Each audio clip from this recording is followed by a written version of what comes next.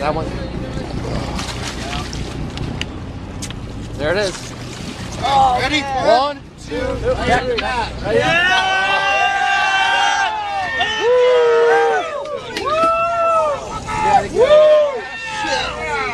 Warren, kneel down. Warren, kneel down next to us. Take a picture. Kneel down. We'll get it out. We'll get him cleaned up. Sick. Holy shit. Oh my God, dude. Johnny. That thing's like 130 pounds. I wouldn't imagine so. Somebody's Good going job, home Kenny. with a Yeah. Fuck yeah, dude. Yeah, good job. Let me get in here for 1 second. Hey, point your line in there. Yeah. Well, hold on. Oh my God. Awesome. Good job, man. You're going to be dinner, man. You ain't going to waste. Fucking awesome, dude. All right, here we go. One, Yeah. 3. Spectacular. Wait a minute, one more. That's good, boys. Wow, yeah. Look at that. It's like paparazzi.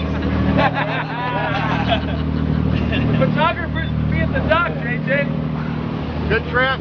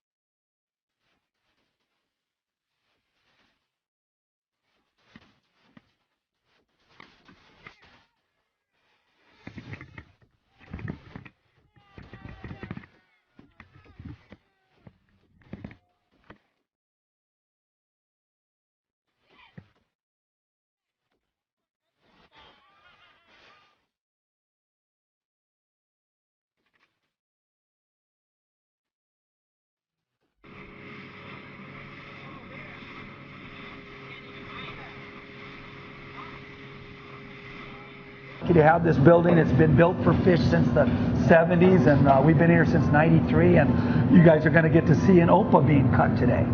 What I can only imagine what it takes to cut an opah. I mean, well, you know, it's interesting. A 100-pounder only gives you about 33 pounds of meat, so you'll get on a 100-pound fish for an easy rounded number, you can probably get about 2 12 or 13-pound backs from the top. We call it the back, and the belly's very flat, as you can see it, and you'll probably get 3.5 4-pound bellies.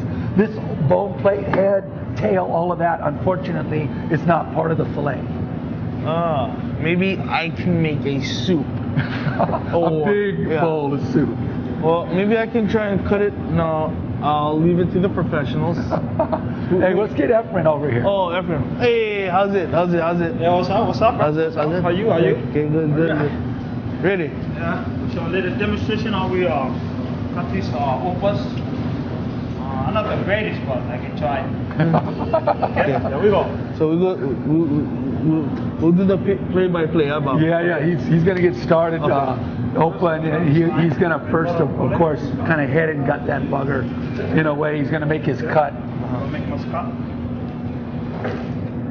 He's working the belly section right now. The belly's flatter, and oddly enough, it shows a lot of suji muscle in the belly, but when it's cooked, it melts in your mouth. Right. Very interesting that way. It looks like it's going to be tough, but it isn't.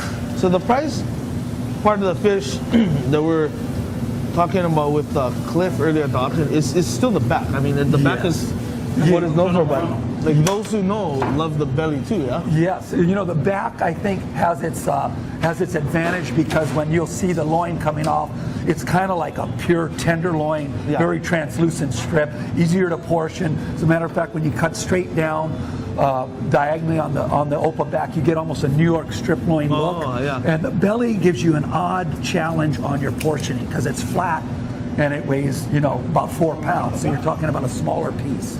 with see. odd angles. And I know you were mentioning that it did have that belly plate. Yes, right where Efren's hand is now.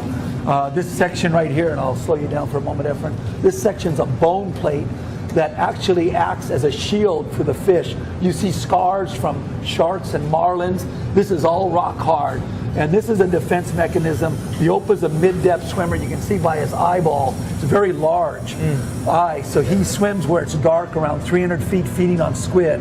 And he would be easy prey if he didn't have that big bone plate to protect his kind of internal area. Okay. And so from here, you guys actually take it right off the bone. Yeah, he's gonna finish cutting, and he'll do a belly quarter and a back quarter off each side.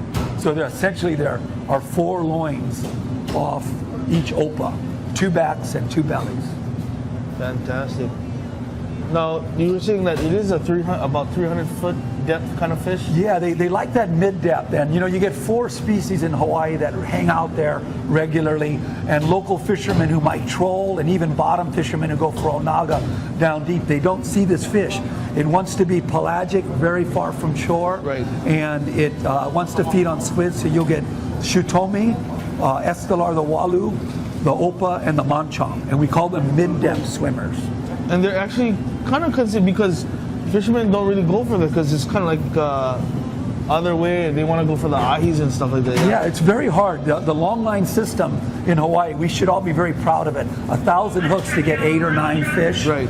If you set 1,000 hooks to get 8 or 9 fish, you're very sustainable. Right. So an average day with these guys setting 1,000 hooks, 2 opas, 3 big eyes, a walu, a manchong, maybe a deep swimming marlin, and that's your 24 hours at sea. So you better fish, 7 to 10 days to get your load of fish, so to speak, that you guys saw at the auction. You guys call it kind of like the twilight zone of the depth. Yeah, it is like chart. the twilight mid-depth zone. I mean, I think you lose light around 300 feet, and these guys like that border where there's almost no light. But so does the squid. That's where the ike is. Right, and that's why you guys refer to it as kind of like, it's a bycatch fish. Yes, right? it's a bycatch, totally. And if you noticed, the outside of the opa had a lot of little colors on it. Now you're seeing what its true meat tone is, that really pretty kind of reddy, peachy orange, Efren took the whole side off. He's definitely got a knack with the blade. It looks like a laser beam basically hit that opa. And we count on these guys, Efren and the whole cutting staff, probably the best in the state. Right on, right on. Efren, beautiful job. Everything bro. on fish bar. That's on YouTube, bro. I get, look the belly, kid. No,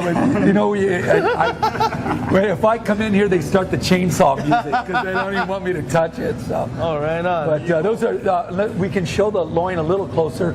This is considered the back loin, and this is considered the belly. Right about where you see that really more fatty area. This is belly section, back section. So you've got 2 different styles of meat, yet they will both come out pretty similar when grilled.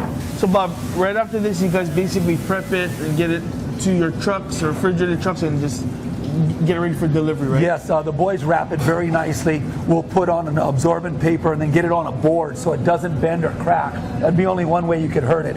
And then it's put into boxes with gel ice on top.